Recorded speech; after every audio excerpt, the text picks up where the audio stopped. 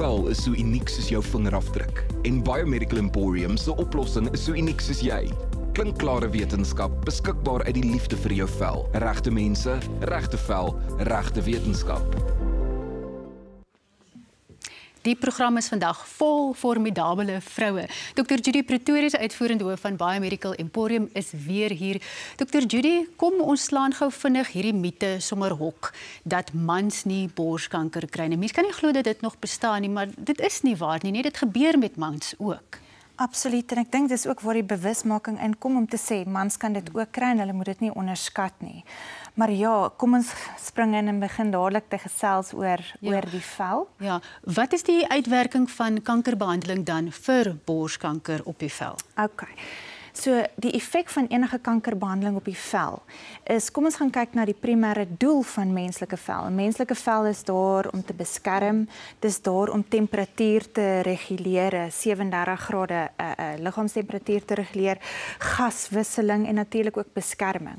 Nou as jy gaan vir sekere kankerbehandeling soos chemoterapie, immunoterapie, radiasie en selfs hierdie sitostatiese geneesmiddels, dan begin die vel met al daai funksies begin nou geïnhibeer te word. En wat bedoel ek nou daarby?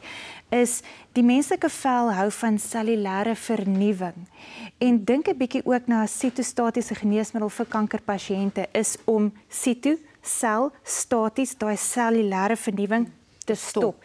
En dis hoekom baie kankerpasiënte sal sê, hoorie, dit voel asof ek besig is om te sterf, maar ek lewe nog, want jy stop enige cellulêre vernietig. So op die uiteinde van die dag dan sukkel hulle met 'n baie sensitiewe vel, sensitief tot aanraking. Die vel is droog, daar verdamp die hele tyd vog terug na die atmosfeer toe. As hulle radiasie het, is daar natuurlik hierdie radiasie dermatitis. Hulle verloor nie net hulle hare nie, maar die naels raak ook, jy weet, bros ensovoorts. En die son, die uitwerking van die son ook, so glad nie in die son ook wees. Absolute sensitiwiteit vir die omgewing is nou net op 'n geamplifiseerde noot. Ja. Dit is baie erger.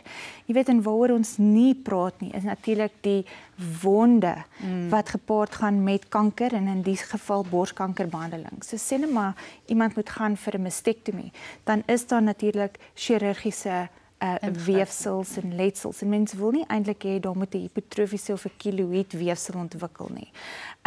Argumentsonthaalwe kry jy wat ons noem 'n skeurende wond. Nou dink 'n bietjie hieraan dat jou kanker so erg raak dat dit fisies deur jou vel skeur. Dis hoe groot van hierdie kankergewasse kan raak. Ja. En dit raak partykeer nogal septies ook. So wat kan 'n mens doen om te probeer help, om die vel te probeer help? Okay. So as 'n mens argumentsonthaalwe 'n wond het, het jy redelike goeie primêre produkte nodig. Nou 'n primêre produk, wondsorgproduk is met ander woorde 'n produk wat jy heel eers op die weefsel sit. En dit moet definitief enige bakterieële groei of mikrobiese groei stop. Dit moet weefselproliferasie kan bewerkstellig en dit moet help met nuwe kollageenkontraksie sodat iemand nie 'n keloïd weefsel kry nie. En dan wil ek ook sê vir die mense wat hulle eie wonde behandel, moenie jou wond elke dag skoonmaak nie, los hom net. En dan natuurlik velsorgprodukte wat jy kan gebruik. Bly weg van geurmiddels, kleurmiddels, en vreemde reukmiddels tipe produkte, hipoallergenies natuurlik.